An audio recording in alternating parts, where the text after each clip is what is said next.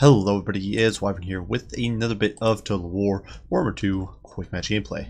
This time around we are on the Plains of the Dead playing as the Force of the Beastmen against the Force of the Dark Elves. And normally this is a match that I approach with a very sort of lightweight, hypermobile composition, oftentimes relying on Centaurs and Gores and lots of chariots to deal with units such as Sister of Slaughter. But I figured let's try something a little more defensive and a little more memey. And so we are going with the good old Minobus. A horde of Minotaurs here. 3 old units of them. And we are looking to crump some filthy Dark Elves. Now, in hindsight, this build is not ideal. I definitely did forget to bring proper counters to Dark Riders with repeater crossbows. But, you know, it happens. So, without further ado, let's kind of dive right in and see what happens. For my lord here, I'm running Morgr Shadowgave, safe pick, not much else to be said there. We got both of our summons of Chaospawn, of course, as well as Call of Violence.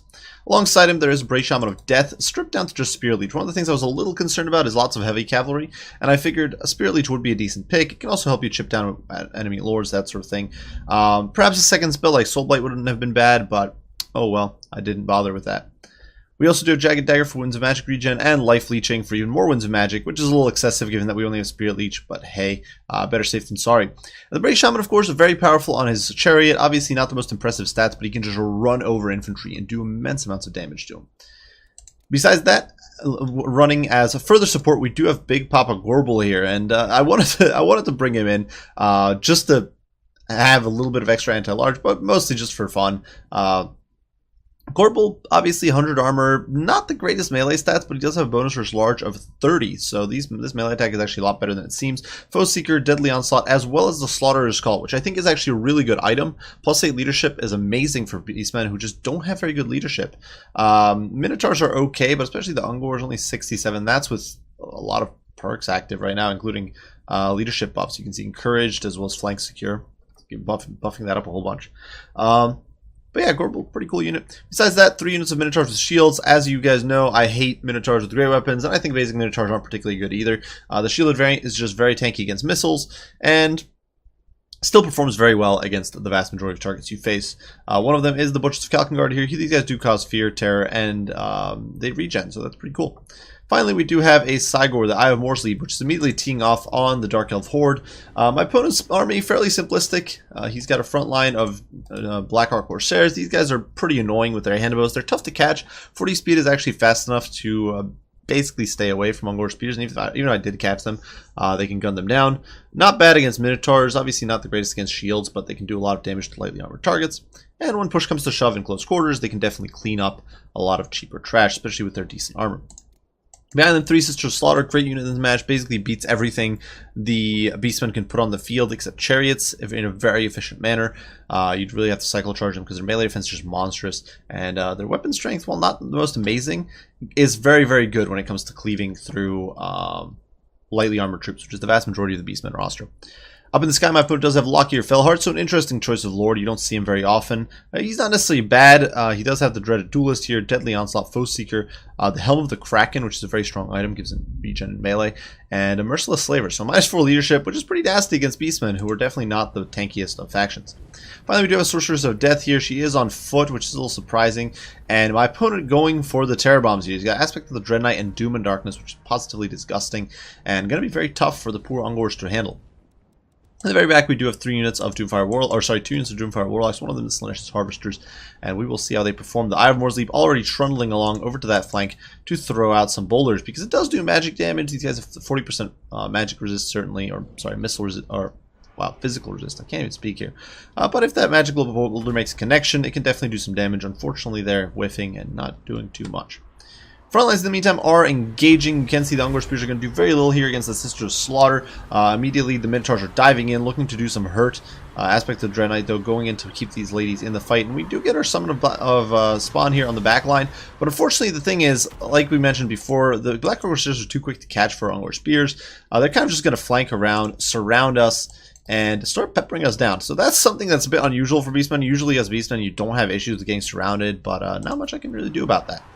Now my opponent here does dive in with Lockyer, feeling a little greedy, so we hit him with the Warp Gaze on the Eye of Morrsleep, which is a nice little net attack, and then promptly turn about and swamp him with Minotaurs. And Minotaurs will do a lot of damage. Spear Leech is going down on Lockyer. Now certainly he's regenning in melee, but that is nowhere near adequate to heal him through this vast amount of damage. Ungor Spears swarming around is a little bit of an issue, and of course we are going to be taking quite the pounding from the Sister Slaughter, but right now we're just mobbing this poor boy. He's getting destroyed. He's got all his buffs popped, and he's still getting demolished, getting stomped on by the Eye of Morsleep. And of course when he flees, keep in mind he stops regenning when he's out of combat, so he's not really going to be able to just sit out of the fight here and heal. He's not like Malekith, who can Soul Stealer from safety, so this is definitely going to be a bit of a rough situation. Unfortunately, though, my Ungors got completely dumpstered. So at this point, the pocket is essentially a horde of Minotaurs centered on the Gorebull, and Morgur, as well as the Brave Shaman of Death here, who's diving in, providing some support. We do have our Chaos Spawn summons here, as well as some Ungor Raiders, so we will be able to collapse inward on this pocket, which is definitely very, very nifty. But unfortunately, the Chaos Spawn are already disintegrating. These guys are almost gone. This unit over here is just freshly summoned, so they'll be able to get in there. But things definitely not looking ideal. In the meantime, Soulblight as well as Soulstealer going down from the Doomfire Warlock, so vast amounts of magic just nuking my performance here. But fortunately, we do have the backing of Papa Gorebull, which that leadership right now really helping keep my troops in the fray, especially some of these Minotaurs who are falling apart. You can see leadership down to 25. At this point, they'd probably be wavering and on the verge of collapse, especially with terror-causing monster potentially diving in. One of the nifty things here in this fight is that the Eye of Morsleep, well, first of all, Cygor's got a buff to their melee stats in the last patch. But the other thing is the Eye of Morsleep does cause magic attacks, so its splash is very effective against these disgusting Slaanesh Harvesters and Doomfire Warlocks, and it's doing a very good job at zoning them off. Now Warp Gaze hits Lock here again, and so we're going to be able to surround him and start laying the smackdown on him. You can see the Cygor smacking him. But with Dreaded Duelist, he is fairly tanky, and unfortunately our Minotaurs are breaking. So one unit flees completely, one unit over here is fleeing, and even the Butchers of Kalkengard snap and flee, and they're down to 6 models. So things looking very, very grim. Our Chaos Spawn is in very bad shape here. If we could find them, you can see they're almost expired. Certainly Morgur, the Gorebull, and the Cygor are still holding strong, but the rest of the army is essentially gone now.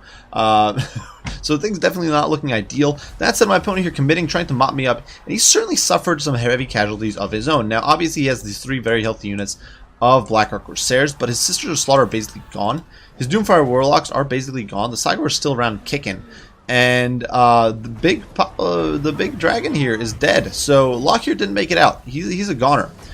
Now over here, in the meantime, Papa Gorebull running over the Sorcerers of Death. Over here, the Minotaurs charge into the Sister of Slaughter and are able to run them over very quickly. You can see these ladies down to their last legs. 3 models, 62 HP, and we are able to shatter them with the Minotaurs as well as the Chariot. And now my opponent's army just suddenly buckles. So a real quick turnaround as we got rid of his Lord, and a quick end to a pretty crazy game. Now, a few things I wanted to mention. Obviously, my build had one glaring flaw, I think, and that was the fact that we had no real answer to Dark Riders with crossbows. Now, obviously, Dark Riders with crossbows not the most common in this match because they're not very good against fast Centaur action. Centaurs outrun them. The Warhounds with Poison can run you down very effectively, and of course Beastmen have these fast units and they can run you down. So what you'll often see is more slower formations where you can kite away with the Blackheart Corsairs, and then you'll have heavy cavalry to support the Blackheart Corsairs against the Beastmen, rather than trying to rely on fast cav that's not necessarily going to be able to get any damage in. But still, it's not something you want to gamble on, and the fact that I didn't have anything there was definitely a weakness. Now, obviously, another thing that could have been a threat here was the Raven Heralds, but I think against the Raven Heralds we had an advantage in the fact that we had the Eye of Morsleep to potentially shoo them away a little bit. If it plants a boulder in the middle of formation, it'll knock like 4 of them off. We also had Spirit Leech, so that's a double whammy of decent counters. Not amazing, but certainly passable. Besides that, well, the Ungor Spears kind of flunked. They did very little. They got crushed and their leadership snapped, but that was to be expected. Minotaurs did very well. The Chariot, of course, performed very well. Obviously, the Brave Shaman was able to pick off a whole bunch of Doomfire Warlocks with Spirit Leech. He was able to do some damage to Lockyer, but perhaps most importantly was the fact that the Chariot just runs over infantry very, very well, and it was able to crush those Sisters of Slaughter fairly effectively. Would I call this the most competitive build? Not necessarily. I definitely think you're better off with a more aggressive, more agile composition as Beastmen. And if you're going to go defensive, go all in on it, I think. Maybe bring Malagor to summon more Cygors. But that said, I think it is fairly viable. Definitely my biggest concern would have been Dark Riders with Pure Crossbows. And I think that's what you want to deal with. And that's why highly mobile builds are so good. Because you can bring a few Minotaurs, you can bring a front line of some Gores, ditch the Gorebull. The Gorebull, I think, it was fun to have him there, certainly for the leadership, but I think that if you run a more mobile build, he's just not that valuable. He's just not that good of a hero choice. But yeah, for my opponent's build, definitely a little bit gimmicky, I would say, with the Blackheart Corsairs. I think this build would struggle a bit against Bestigor spam. That's not the most common thing ever in the matchup, but certainly it's possible. A lot of Bestigors would probably run this down. If you mix like Centigors with Bestigors, this build would probably struggle. And obviously chariots are a big threat to this, because you don't really have, the only tools you really have here to stop a chariot is like Lockyer or Lokier. The rest of this, the sisters aren't going to do it, neither are the Blackheart Corsairs, certainly not the Doomfire Warlocks, none of these units in the Sorceress. So basically you have an army that can't handle chariots. So even if your opponent brings like 2 casters on a chariot, if they're able to get rid of Lokier, they've got a guaranteed win. So regardless, I do hope you guys enjoyed the video. If you have any comments, any criticism, any questions, don't hesitate to post them down below, and I will do my best to respond as soon as I can. I do appreciate you all for watching, and I will see you all in the next one. Bye for now.